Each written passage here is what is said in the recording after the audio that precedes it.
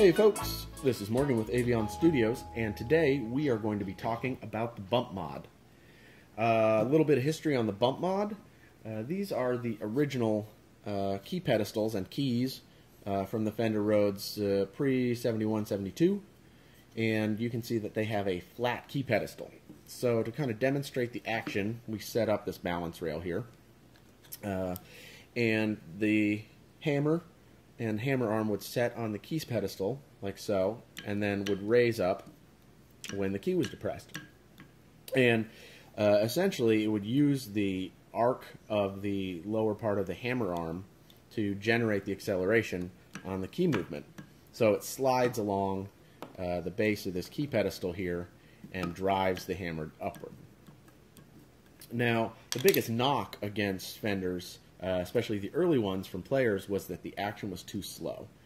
And Fender actually did something about this, and what they did was pretty smart. So we have the later iteration of keys. The first thing that they did is on the other end, they used these plastic key shells. And the reason that they did these was to make the end of the key lighter, and lighter equals faster. And then on the other end, what they did was they created this bump. And if you have this bump, you do not need the bump mod because Fender already did it for you. And essentially, what these do is these two curves interact together, and it increases the acceleration that the key flies upward when you press down the key. I'm sorry, it increases the acceleration of the hammer when you press the key. So you can see it's kind of resting on that arc. And just a really quick note, all these pedestals, there's kind of a final lock position right here where the back of the hammer arm here is flat against the far end of the key pedestal. If you have not done so, check out our Fender front rail fail, I think is the name of the video. It talks about how it's important to regulate with paper punchings and new felts this end, the front rail of your Fender Rhodes, because you can actually break this joint by having the keys go too far because they're not being stopped by a properly regulated front rail over on this end. So just a little side note on that. But essentially, the cool thing is that if you have these early flat key pedestals, they are pretty easy to mod, like so. And then once you mod them, they will accelerate that key just like the Fender modification did, or at least similarly. So next we are going to go to our friend Sean's, who we are helping with a restoration.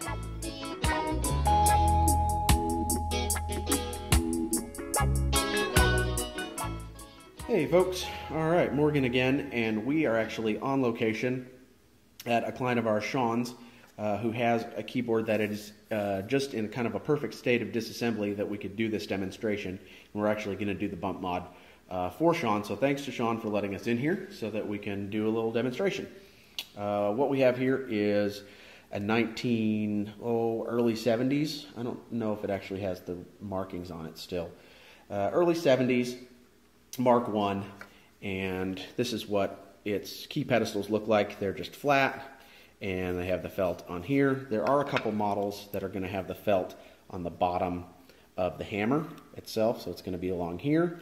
You do have an option that you can take it off and then reapply it to the key pedestal, or you can leave it and simply apply the bump.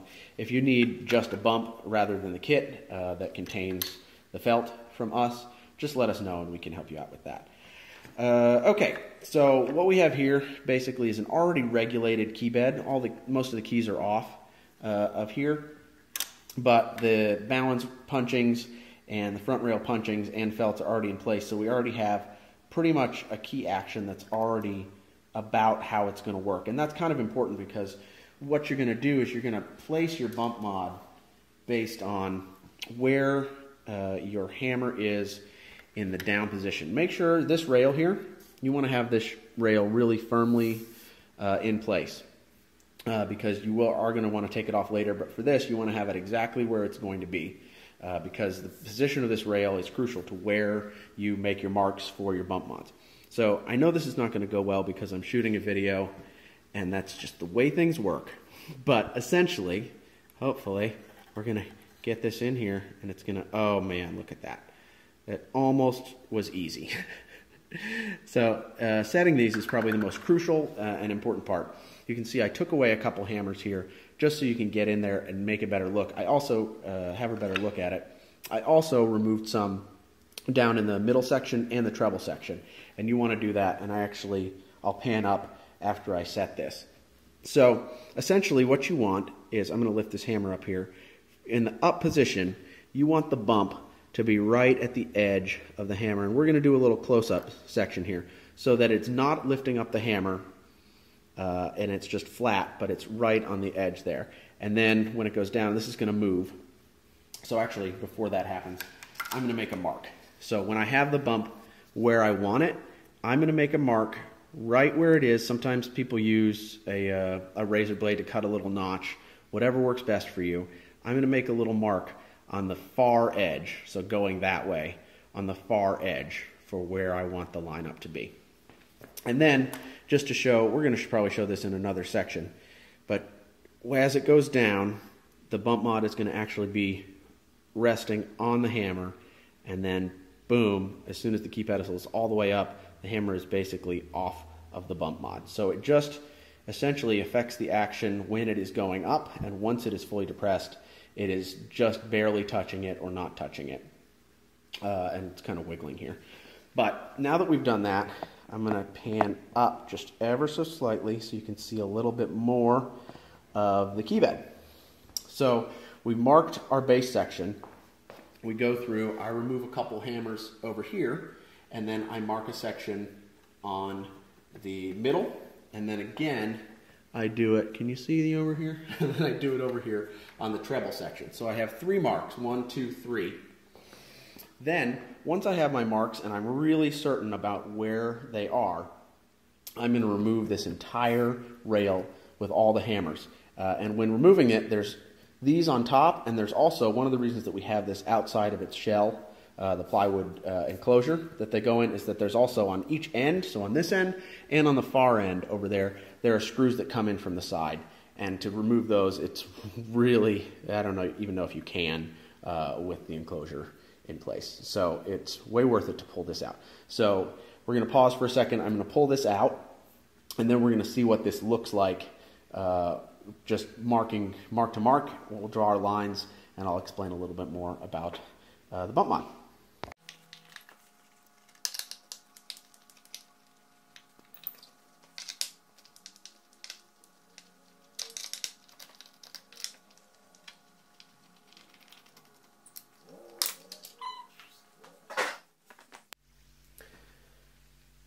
Okay, so we are back, and we're here on the treble side of this board right now. We've already removed our hammer rail here, and we also already had a number of these keys already set down with the felts already removed. So again, we've made our marks on the bass end, the middle, and the treble. And another little note, I usually go in about 8 keys or so, 10 keys, just because sometimes it gets a little wonky on the very extreme ends of the board. So you go in a few keys, you have your treble mark, you have your middle mark, and you have your bass mark, and you're exactly certain that those are where you want them to be. And again, we're marking the far edge, as in, so if you're a player sitting at the keyboard, this is going to be the far edge away from you where your bump mod is going to sit.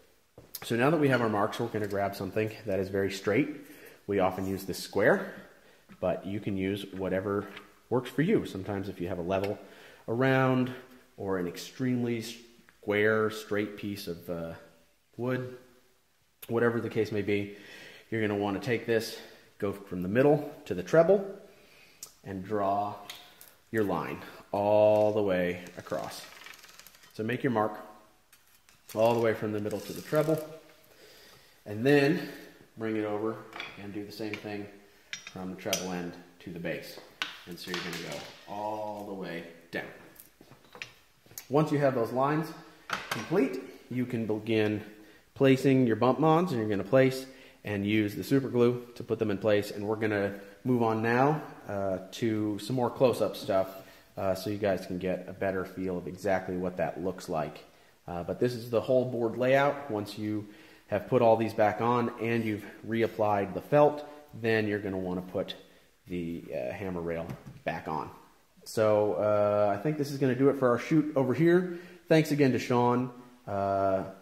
This was great, and it really helped us out, and hopefully everybody watching this video helps you guys out too with this simple but very effective mod. All right, back to the studio.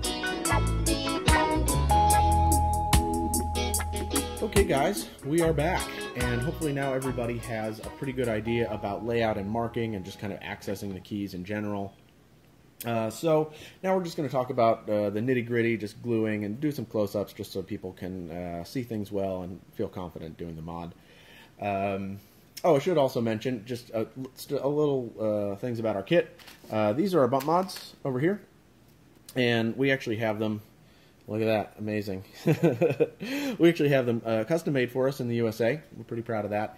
And then we also use this high quality braided felt. You can see the white braid in the middle, which means it's extra sturdy. And it really is, it's probably the highest quality felt you can find. So that's that. And then we also include, for applying your bump mods, we include a couple tubes of super glue, which is more than enough for an 88 key. We're gluing these down. I think that's about it. Pretty basic stuff. Let's move on and glue a bump on.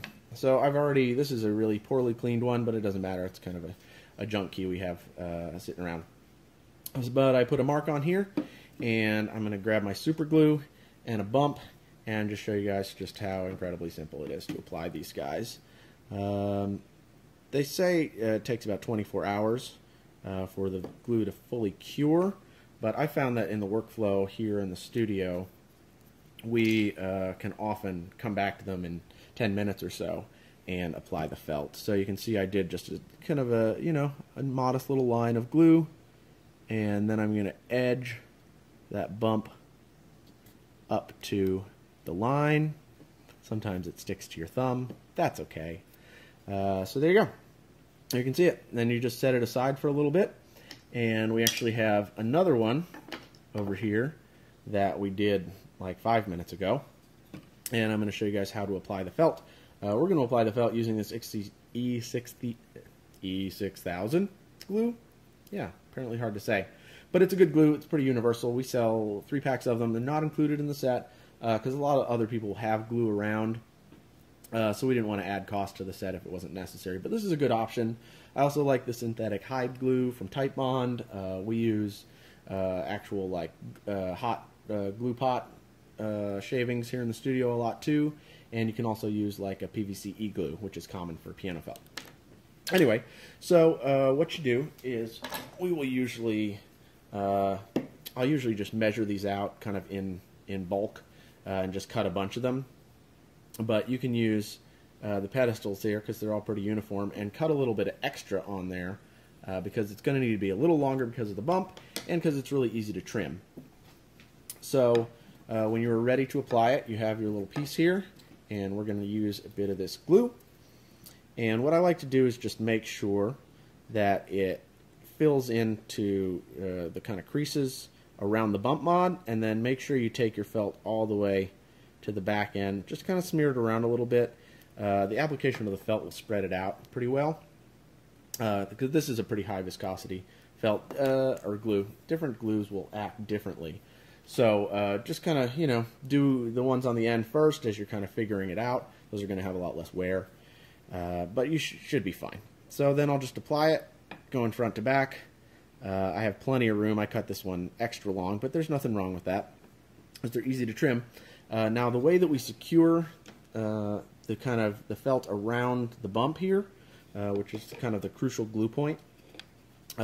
Sometimes if we don't have like a string or a rubber band, is what I'm going to show you in a second, I'll kind of try and crease the felt with a hard edge like this, kind of crease it on both sides, and oftentimes you can get it to kind of sit nicely just like that. But we're going to show you a pretty easy method that we do in the studio more often than not, which is the rubber band method.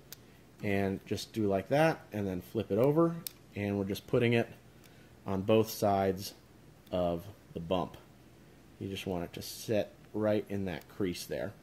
And you see a little bit of glue spilled out. You want to make sure that you're rubbing away from the felt, and anytime you rub the top of the felt to kind of pat it down, make sure you use a finger that doesn't have any glue on it, because you don't want to gum the top of the felt up.